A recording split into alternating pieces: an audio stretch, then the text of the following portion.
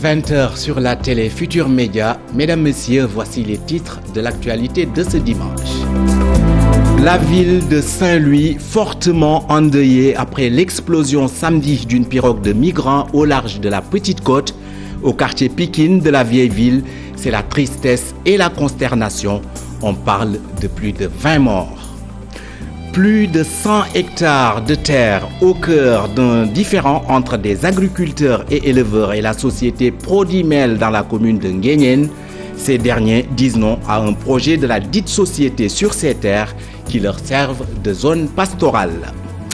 En Guinée, le silence de la CEDEAO devant les violences post-électorales inquiète la Fédération guinéenne pour le développement de la citoyenneté et de la solidarité. La structure pointe un doigt accusateur sur le système politique guinéen, selon elle, responsable de la crise actuelle. Voilà pour le sommaire. Le développement dans une poignée de secondes.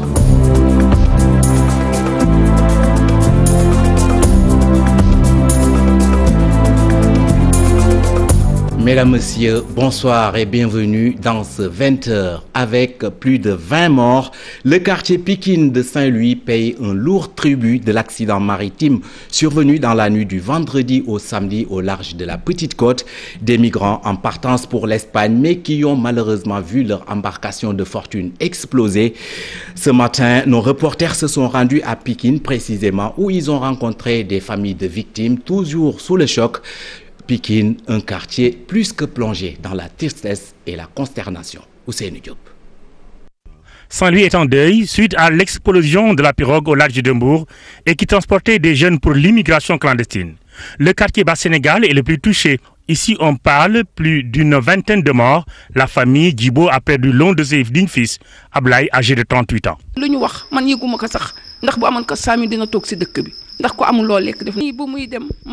J'ai perdu un fils, un digne fils, un homme courageux.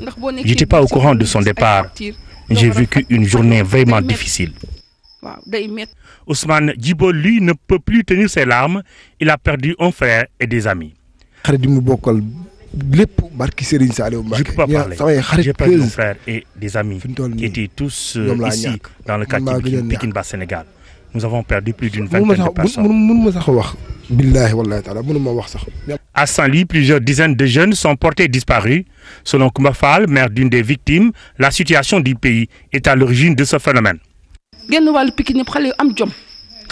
ne pouvaient plus vivre ici. Il n'y a pas de travail. Et tu sais que ces enfants sont très courageux. Ils ne peuvent pas regarder leurs parents au moment où toutes les factures sont impayées. Ils ont tenté de sauver leur famille.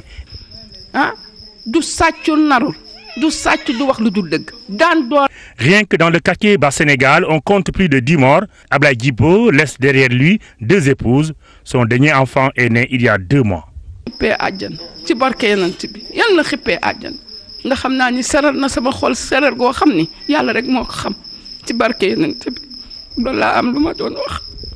Toujours dans l'immigration clandestine, sachez que la police de Mbour a démantelé dans la nuit de samedi une bande de trafiquants de migrants.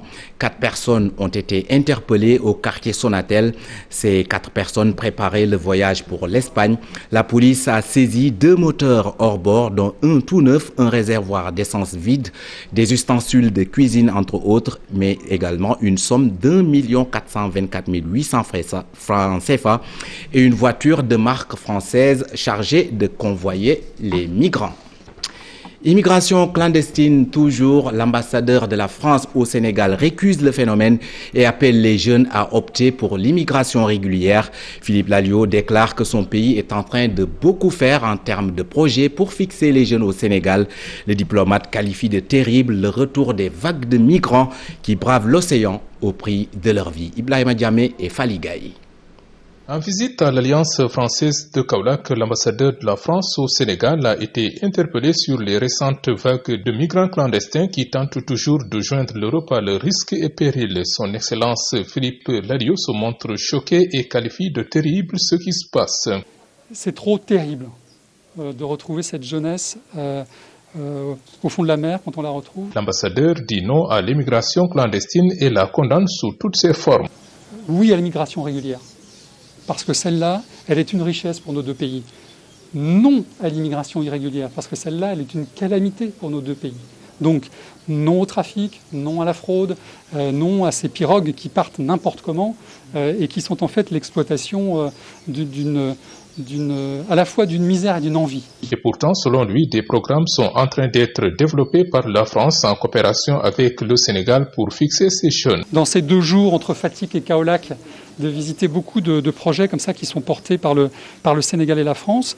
L'une des vertus de ces projets de développement économique local, c'est aussi d'offrir localement aux jeunes la possibilité de rester ici, de se former ici, de travailler ici, d'être heureux ici, et donc de ne pas s'exposer à des tentations qui souvent sont mortifères. Avant l'étape de l'Alliance française, son Excellence Philippe Lalliot a visité les chantiers du projet OMVG au poste de Kahone, dont l'Agence française de développement a contribué au financement. L'ambassadeur s'est dit très satisfait de l'état d'avancement des travaux. Ibrahima Diamé, dans la commune de Nguéniène, des éleveurs et des agriculteurs s'insurgent contre une spoliation foncière de plus de 100 hectares au profit de la société Prodimel. Ils invitent le chef de l'État à arrêter les travaux entamés sur ce site par la dite société avant que le pire ne se produise. Ces agriculteurs et éleveurs ne comptent pas laisser le projet prospérer. Abdourahmane Diallo et Mamoudou Gueye. Réveillés par des engins de Prodimel qui labourent leurs terres, les éleveurs et agriculteurs de Balabougou et environ dans la commune de Nguéniène disent non à l'accaparement de ces terres. La zone, c'est une zone d'agriculture et d'élevage. La zone est située dans le nord de la commune de Nguéniène, c'est la zone nord, comme on l'appelle. La zone a plus de 19 000 bovins, caprins, ovins, et c'est la seule zone tampon qui reste dans la localité. Actuellement, la plupart des animaux sont dans le Djolof. À leur retour, c'est le seul point de chute, en attendant que les travaux champêtres soient terminés. Malheureusement, à notre grande surprise, les tracteurs sont revenus pour dénaturer complètement le tapis herbacé. Ces éleveurs et agriculteurs de Nguéniène ne comptent pas laisser Prodimel installer son projet sur ces 100 hectares. Ils invitent le chef de l'État à réagir avant que le pire ne se produise. Il faut que le président prenne la décision qu'il doit prendre. Nous, on est des légalistes. Soit qu'il nous octroie, qu'il nous délivre l'espace parce que c'est une zone de pâturage pour qu'il n'y ait plus de problèmes. La fois passée, il y a eu des blessés graves.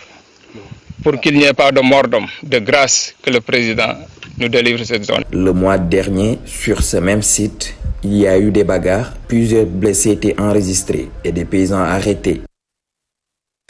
À quelques jours de la rentrée des classes, Tivaouane Peulh interpelle le chef de l'État qui, dit-il, lui avait promis un lycée moderne depuis 4 ans, mais toujours rien du tout. Dans la localité, c'est un CM qui fait office de lycée, mais l'infrastructure souffre d'un déficit de salles de classe. Je vous propose d'écouter le porte-parole du collectif des jeunes de Tivaouane Peulh. Il est interrogé par Ousseynou Thiam. À Tivaouane Peulh, il y a un lycée. C'était un collège à l'époque. Un collège qui a été mis en place en 2006. Et ce collège a été transformé en lycée en 2010. Et maintenant, ce collège, actuellement, si vous allez au niveau de ce collège-là, vous allez voir que vraiment c'est un collège qui a beaucoup de problèmes. C'est un lycée mixte actuellement qui a énormément de problèmes. Il y a un problème de salle d'informatique, il y a un problème de bibliothèque, un problème de table-banc, mais surtout un problème de salle de classe. Au niveau du lycée de Tivaouane Peulh, du collège de Tivaouane Peulh, il y a 29 classes pédagogiques, alors qu'il n'y a que 17 classes physiques. Donc vous comprenez parfaitement qu'il n'y a pas assez de classes pour les élèves. Problème de table-banc, d'électricité, d'eau. Vraiment, il y a beaucoup de problèmes au niveau de ce lycée-là. Et donc, Tivaouane Peulh a besoin d'un lycée moderne. Sur ce, depuis 2016, le président l'a annoncé lors de son discours adressé à la nation en 2016. Il a réitéré ses propos d'ailleurs en 2018. Comme quoi que le Tivaouane Peulh va bénéficier d'un lycée moderne à coût de 800 millions. Vraiment un lycée de dernière génération. L'un des lycées les plus jolis. Voilà. Depuis lors, la population de Tivaouane Peulh ne voit pas ce lycée. Pour réduire les risques liés au retard dans les évacuations sanitaires, mais permettre également aux élèves de rallier leurs écoles sans difficulté, le mouvement des jeunes de Sao Soukouto dans la commune de Maka-Kolibantan s'est investi. La structure s'est mobilisée pour la réalisation d'un pont artisanal reliant Sao Soukouto à Sambagaye. C'est un sujet de Moussa Omar Gueye. Sao Sukuto, situé à 92 km de la commune de Tambacounda, ici les jeunes ont su réaliser à l'espace d'un an, 24 octobre 2019, 24 octobre 2020, un pont pour faciliter les évacuations sanitaires et la traversée des élèves en période d'année scolaire. De l'autre côté également, le centre santé, comme je l'ai dit, se trouve de l'autre côté du fleuve. Et là également, les femmes enceintes, pendant l'hivernage, il était impossible pratiquement de traverser le fleuve pour aller à Mboulembo au niveau du centre de santé. Il y a eu beaucoup d'autres dégâts qui ont eu lieu, des femmes qui ont perdu la vie au moment de traverser le pont. Les jeunes de Sao Sukuto sollicitent par ailleurs l'intervention des pouvoirs publics pour l'électrification de leur localité. Nous lançons un appel à Monsieur le Président Macky Sall. Depuis presque plus de 4 ans, le collège de Sao n'abrite que des abris provisoires. L'année scolaire de Sao tarde à commencer. Presque l'année scolaire dure ici presque, je veux dire, 7 mois. Sao compte plus de 1000 ans. Jusqu'à présent, aucun district de santé ni de structure de santé n'est installé ici à Sao. Le haut conseiller des collectivités territoriales, Bilaliba, a rappelé que le PUMA, programme d'urgence de modernisation des axes et territoires frontaliers, va apporter une solution pour ce qui est du collège d'enseignement moyen CM de Sao Sukuto. À présent, la situation épidémiologique du coronavirus au Sénégal. Le pays enregistre sur les dernières 24 heures 8 nouveaux cas positifs sur 1017 tests réalisés. Aucun cas importé n'est noté, seulement 3 cas contacts et 5 cas communautaires. 93 patients ont été déclarés guéris, 4 malades sont admis en réanimation et aucun décès n'est enregistré hier. À ce jour donc, il ne reste plus que 975 patients sous traitement. Octobre rose de l'inclusion, les femmes actrices du développement communautaire ont dépisté 200 femmes vivant avec un handicap, un objectif atteint selon la présidente. Ces femmes dépistées vont désormais servir de relais communautaire pour partager l'information avec leurs pairs. Le cancer du col de l'utérus, du sein, mais également le VIH-Sida ont été à l'ordre du jour. Écoutons à ce propos Moustapha Faye, le représentant du ministère du Développement communautaire et de l'équité sociale et territoriale. Il est interrogé par Habib Faye. Ces femmes qui ont assisté à ce panel-là pourraient encore éventuellement distribuer ce qu'ils ont entendu, pourraient encore éventuellement partager ce qu'ils ont entendu, pourraient encore aussi divulguer tout ce qu'ils ont entendu. Donc elles vont consulter des relais pour encore rendre l'information encore plus éparse pour permettre aux gens quand même de maîtriser et de comprendre ces différentes maladies. Parce qu'il y a 3 maladies qui ont été évoquées. On a entendu parler du sida, on a entendu parler aussi du cancer du col de l'utérus et aussi du cancer du sein, qui sont des maladies vraiment extrêmement difficiles pour les femmes. Nous avons vu aussi, c'est d'abord par cette initiative locale qui a été développée par cette association. Et le ministre du Développement communautaire a l'habitude de nous dire que le développement communautaire, ce n'est pas seulement ce que l'État apporte pour les populations, mais c'est aussi l'accompagnement des populations dans leurs initiatives locales. Parce que devant des catastrophes naturelles, devant des situations extrêmement difficiles, les populations ne restent jamais sans rien faire. À présent, la célébration du Maoulid à Thiès, Thiénaba et Ndiassane, la Sénélec rassure, il n'y aura pas de coupure d'électricité lors de l'événement religieux. Il y a suffisamment de production et le réseau est correctement alimenté. Ce sont là les assurances du directeur général de la Sénélec. Papa Mademba Biteye était en tournée chez les familles religieuses de Kermam El Hadj Ndiéguène, à Thiès, à Thiénaba, mais également à Ndiassane. Cheikh Anta Diop. Ça a été un long périple et cette tournée nous a conduit à Kermam El Hadj Ndiéguène de Thiès, Thiénaba et Ndiassane. Papa Mademba Biteye a rencontré les différents khalifes généraux pour expliquer les dispositions et commodités mises en place pour permettre un bon déroulement du Gamou. Tous ont témoigné de la bonne exécution des travaux par les équipes de la Sénélec. Et nous nous en félicitons et nous rendons grâce à Dieu. C'est pourquoi il était important pour moi et l'ensemble des équipes qui m'accompagnent de venir encore une fois témoigner à l'ensemble de ces autorités que Sénélec a une mission de service public. L'objectif, ce n'est plus de venir dire que nous sommes en mesure de satisfaire la demande. Nous avons dépassé cette étape-là parce qu'aujourd'hui, il y a suffisamment de production. Aujourd'hui, le réseau est correctement alimenté et nous avons mis suffisamment de postes de distribution pour satisfaire toute la demande.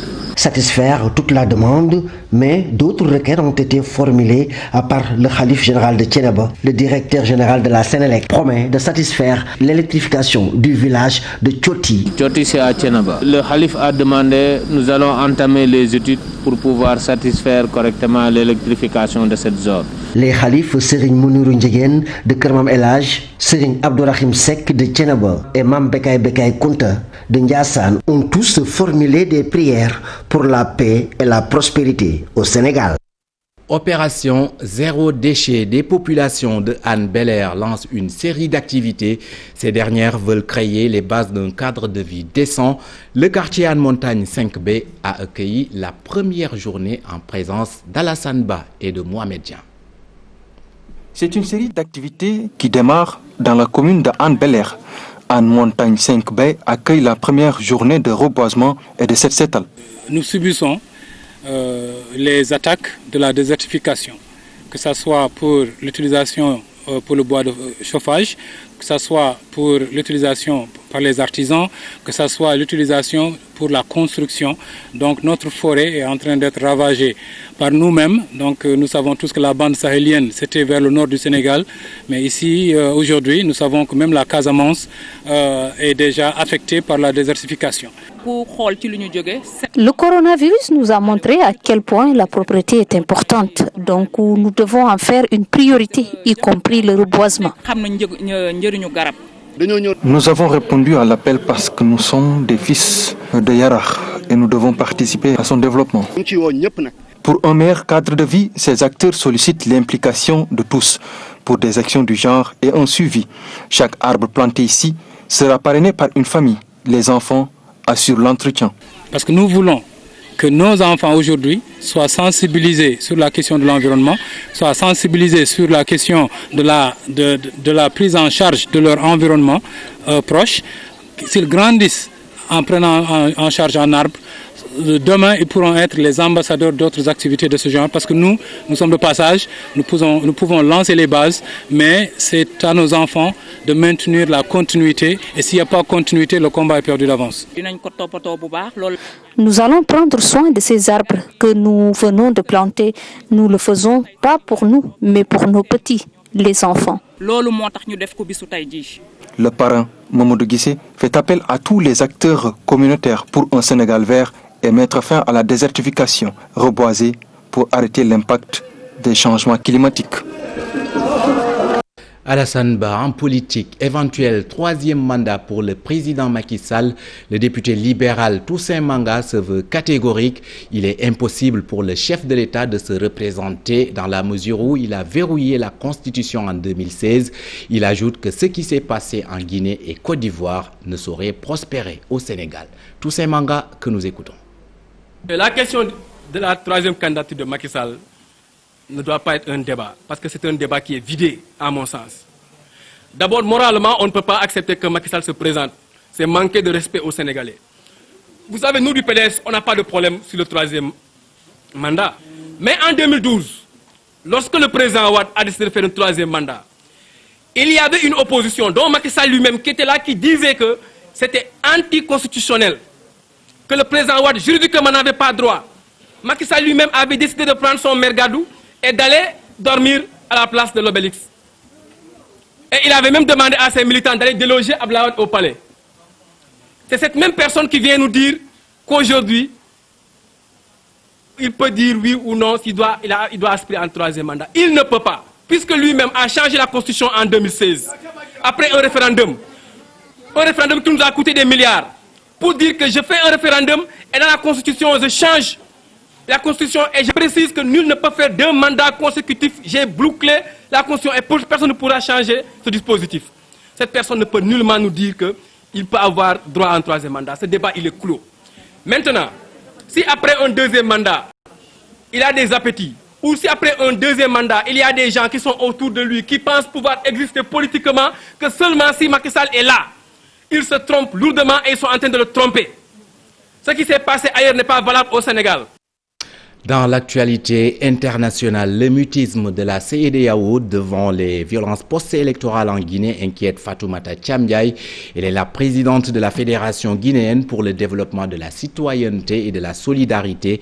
Elle tient à préciser que la crise n'a rien à voir avec les questions ethniques, mais c'est plutôt un problème de système politique. Aminata Mbaresso. L'évolution de la crise politique en Guinée continue d'attirer les attentions et les résultats provisoires donnés par la Commission électorale nationale indépendante font craindre le pire. Mais pour Fatoumata Thiam-Ndiaye, membre de la société civile guinéenne, ce qui se passe ne doit pas être basé sur une crise ethnique. Ils veulent faire de ça un problème ethnique. Mais non, le problème, c'est un problème de pouvoir. Les autorités guinéennes, le pouvoir guinéen contre le peuple guinéen.